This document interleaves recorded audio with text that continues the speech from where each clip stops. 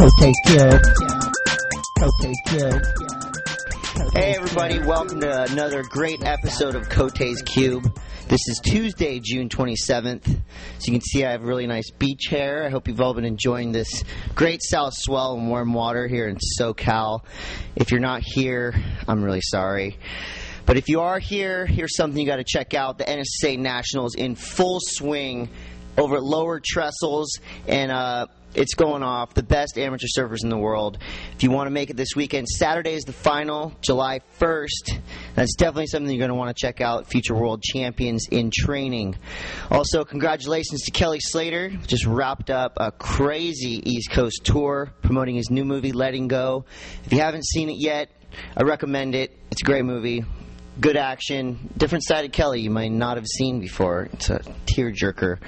Also, speaking of tear jerks, Clark Foam closure caused a lot of trouble for a lot of shapers around town, but Reef is doing something about it, offering 700 blanks at pre-Clark Foam closure prices. That means cheaper. And if you want more information on that, go to reef.com, especially if you're a shaper. They're doing you a solid here. And we got to send a shout-out and congratulations to my man, Blair Marlin. Moving on up, WMG Management. He's the director of surf department over there. Congrats, Blair. They have clients such as Dane Reynolds, Dave Mira, soccer player Freddie Adu, and that guy who plays baseball and is really buff, Jason Giambi, to name a few. And before we get into the show, I got to always recommend the model search on transworldsurf.com. For those of you who might have missed last week's great show, it was a banger. It was featuring Jenna Putnam, Miss April Transworld Surf. We're going to show more of her model shoot after the show, but right now I'd like to introduce you to a local shaper, a legend, great guy, Mr. Steve Boyson. Come on down. Welcome to Cote's Cube, buddy. Thank you. How are you? Good. So, let me introduce yourself, if that makes sense. Yeah, sure. Tell me about yourself. You're Steve Boyson. You're a shaper. You rule. Basically, what else is there? I've been shaping for about 20 years now, and just kind of done the ups and downs with the whole surf industry. Been a little bit underground for a while, and kind of making a big push right now. So, just trying to, I don't know, some people call it a comeback. But don't call it a comeback. Whatever. We've been here for years, right? Yeah. Well, tell me about, anyway. You talk about ups and downs. Obviously, the Clark Foam thing is still a hot topic.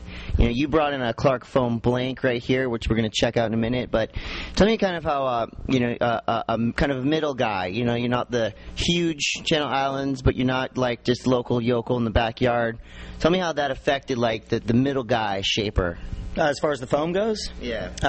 It made it pretty tough. It's hard to get blanks. I think the bigger companies that had established relationships with blank manufacturers and distributors kind of had the first shot at getting foam, where as it trickles down to the middle guys and then the guys below that, it was a battle to get foam pretty much for anybody.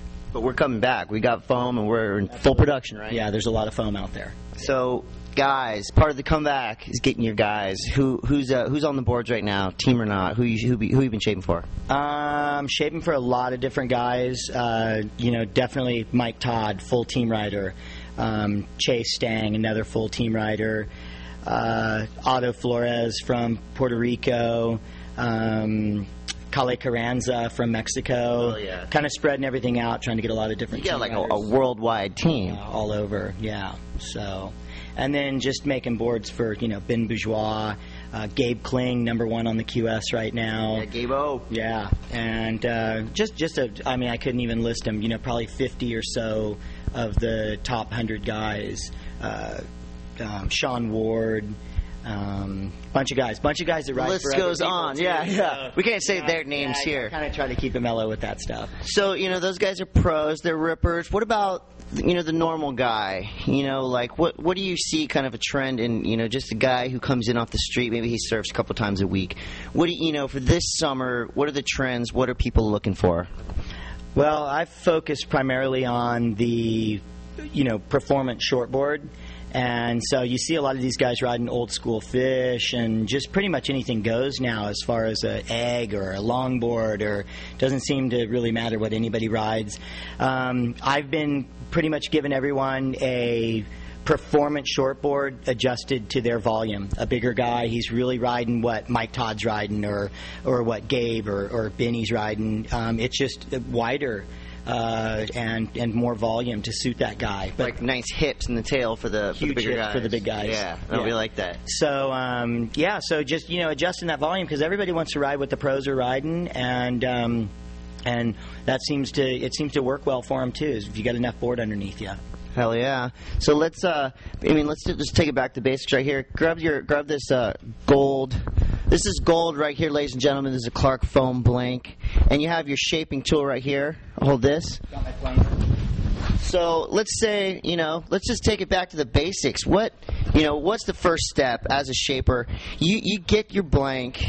You put it on the shaping thing. What are they called? Shaping racks. Shaping racks. I should have known that. Yeah.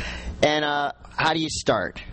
You're going to start by outlining the board, whatever type of shape you want, and then you start in with the planer. You plane the top down, the bottom down.